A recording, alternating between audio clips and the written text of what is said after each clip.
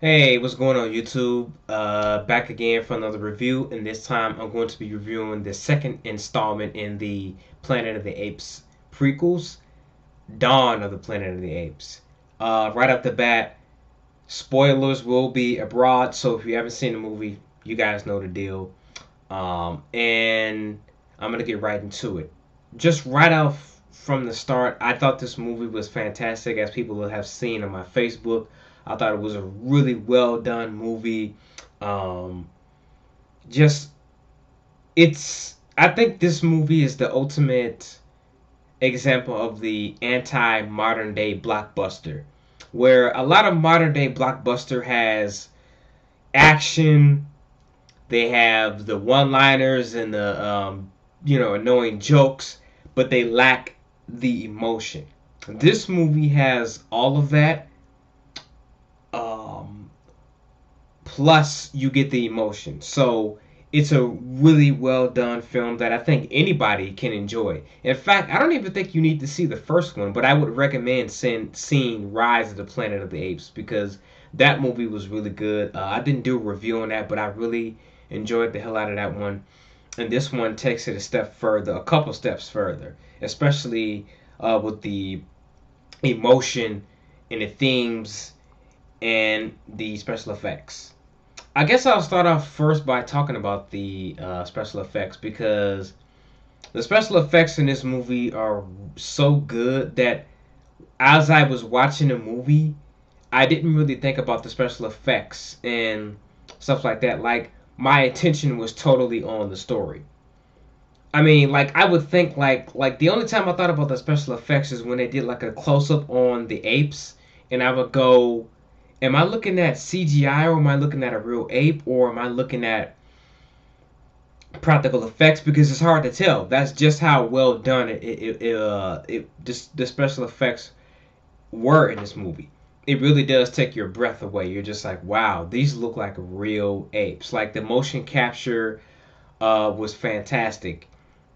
And everything that went into the special effects, the animators, they did just a top notch job. So you're gonna have no problem being engrossed in the special effects of this movie.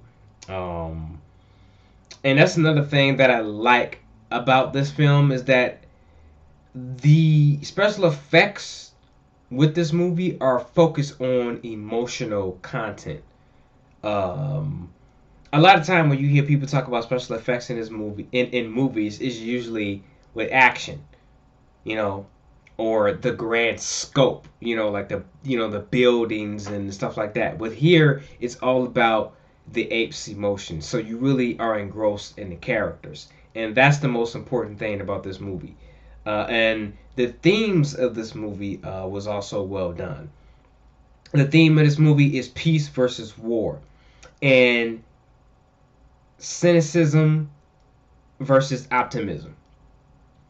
On one side, on each side, on the ape side and on the human side, there is always going to be a knucklehead that ruins things for everybody. On the human side, I forget the characters' names, but you have a couple of army guys who I will admit are kind of stereotypes. I mean, they're loudmouth, gunslinging,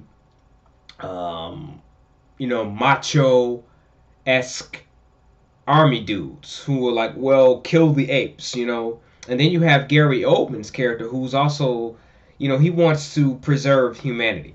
He doesn't care about the apes. He's like, as far as I'm concerned, they can die. We want to preserve humanity. And then you have on the ape side, you have Caesar, who at first he's kind of skeptical with the humans, and rightfully so. But as he gets to know Malcolm's character, the character of Malcolm in the movie, he's like, you know what? All humans aren't all bad.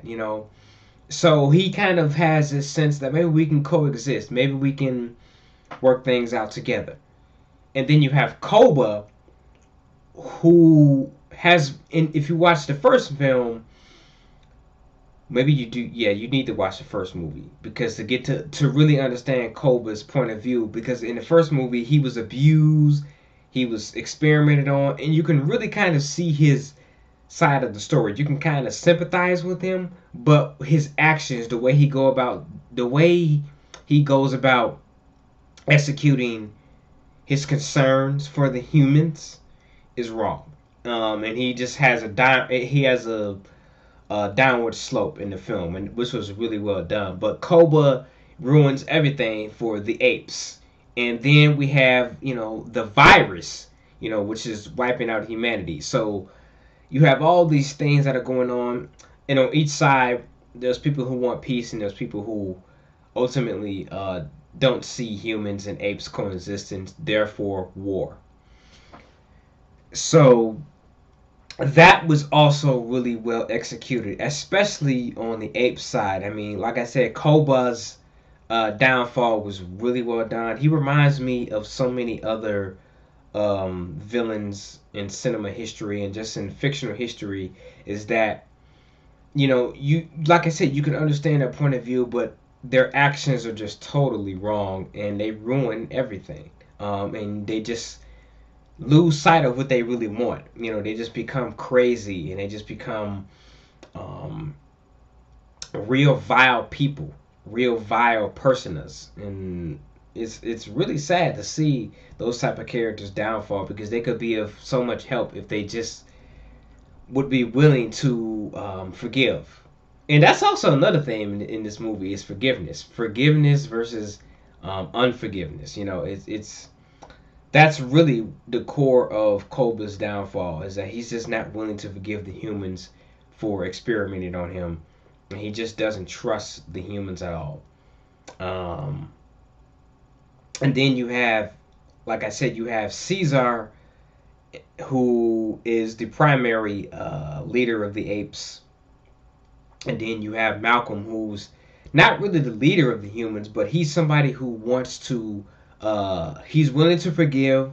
He's willing to coexist with the apes, and he's willing to move forward in a peaceful manner. And Gary Oldman's character is just not willing to do that. And a couple of other, like I said, macho military stereotypes aren't as well. So those things were really well done within the film. Another thing, the pacing was just fantastic. I mean, from beginning to end, there's nothing in the film where I'm like, this is too, can we move things along? Like everything just flowed so well. You're just, like I said, you're totally engrossed in the film. Um, the music, of course, fit well with everything, and I also like how the film starts and it begins with is the film starts where it zooms out of Caesar's face, and then it ends when it zooms in on Caesar's eyes. Caesar's eyes, where it's zooming out, is he has a sort of angry look on his face, and then when they zoom out, I mean, when they zoom in at the end of the film, his face is sort of saddened because he knows there's a war coming and he doesn't want that for the apes and or the humans. I also really like how in this film the apes, how they did the language. Like some of them had like sign language. Some of them, could talk like us humans. And I really like how they did that throughout the film. Like it's like watching a really good episode of like a Discovery Channel special on animals, except you're really getting into the characters of it. That's what it's really like, and that's how it should be with this franchise. I don't know if there are going to be more, but if there are, they're going to have a hard time really trying to top the first two, especially this one, because I cried twice in this film. One of the scenes is where Caesar is looking at the camera and he sees his owner from the first film. I'm forgetting the character's name, from James Franco's character from the first one. And you can see him starting to cry, him starting to remember how things used to be when he goes to his old house and when he was a baby and things like that. That was really emotional for me because it's like a father-son moment. And to me, that was really touching. I don't know how anybody else in the theater felt, but that was really touching Another thing that made me cry was the absolute, where Caesar is talking to um where he's talking to Malcolm towards the end of the film, and Malcolm's like, I thought we had a chance. I thought we had a chance to coexist. And then Caesar brings Malcolm's head up like, like he would an ape. And you see that touching moment because all hope is lost. It's a war is about to start. And they really could have had peace had it not been for two knuckleheads on each side. You know what I mean? So everything is ruined. So those two moments made me really tear up. And if you do that to me in a film, it's done its job. Like I said, the action is there. There's some really brutal moments in this film. I think this movie's PG-13. I don't think it's R, but there's some really pretty brutal, fucked up moments in this movie that I'm surprised made it to a PG-13 film. Go out and see this movie. Go out and see it. Support it. It's my favorite movie that came out this year. There's a lot of, I've been on the road in films this year, but this one I think takes the cake. It's gonna be hard to top this one. There's a couple of other ones I'm looking forward to, and then there's a couple of other ones I didn't see, but I think this one, I think Dawn of the Planet of the Apes is gonna be movie of the year, if not sci-fi movie of the year, because it's like I said, it's gonna be hard to top. I'm gonna go see it again for sure to catch up on some things I maybe missed or I didn't see the first time around, and it's just going to be another experience. But this movie, just on the first viewing, fantastic. 10 out of 10 for me. There weren't many things I didn't like about it. I liked the characters, both the humans and the apes. There were, like I said, there were a couple of stereotypes, mainly for the human characters. But other than that, every character in this movie was tolerable. You understood their point of view, you understood their concerns, and you really were just engaged with them. It really was an experience. I really kind of wish I did see this in 3D because I heard the 3D was really spectacular with this. I think this movie succeeds where, I don't want to really bring this up, but I think this movie succeeds where James Cameron's Avatar failed as far as the story part. Because Avatar had really good special effects, but there were some story problems here and there. But I think this film is a leap in technology with the special effects, but it also is a leap in storytelling as far as with the special effects. It's not something where it's like a gift and a curse. It's really a gift upon another gift, and just fantastic filmmaking. If I ever get to make a movie, I hope I can make something as good as this. Because this is fantastic. So anyway, 10 out of 10 blood drops for me. Go out and see it. Check it out if you haven't already.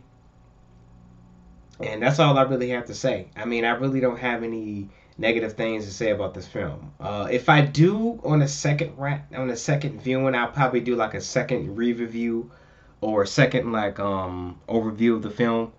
But other than that, you guys take it easy, and I hope you enjoyed it as much as I did. And I am out. Peace.